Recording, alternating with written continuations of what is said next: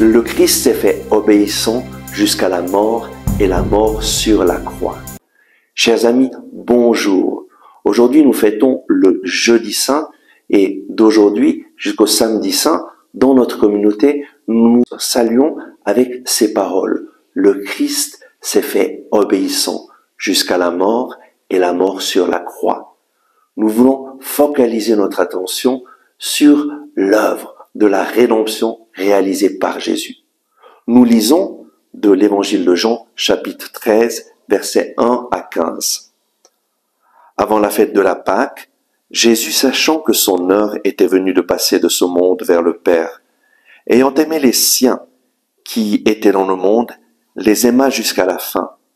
Au cours d'un repas, alors que déjà le diable avait mis au cœur de Judas Iscariote, fils de Simon, le dessein de le livrer, sachant que le Père lui avait tout remis entre les mains, et qu'il était venu de Dieu, et qu'il s'en allait vers Dieu, il se lève de table, dépose ses vêtements, et prenant un linge, il s'en ceignit.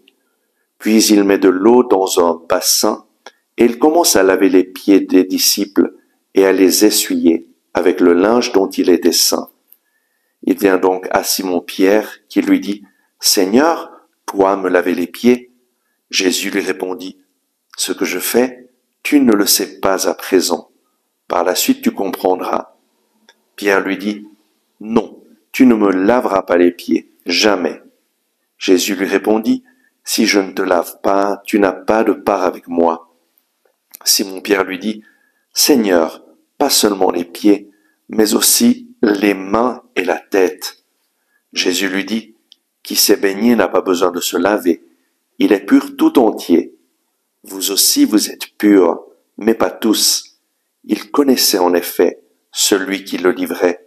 Voilà pourquoi il dit, « Vous n'êtes pas tous purs. » Quand donc il leur eut lavé les pieds, qu'il eut repris ses vêtements et se fut remis à table, il leur dit, « Comprenez-vous ce que je vous ai fait? Vous m'appelez Maître et Seigneur, et vous dites bien, car je le suis. Si donc je vous ai lavé les pieds, moi le Seigneur et le Maître, vous aussi, vous devez vous laver les pieds les uns les autres. Car c'est un exemple que je vous ai donné pour que vous fassiez vous aussi comme moi j'ai fait pour vous. » Jésus s'est rendu obéissant.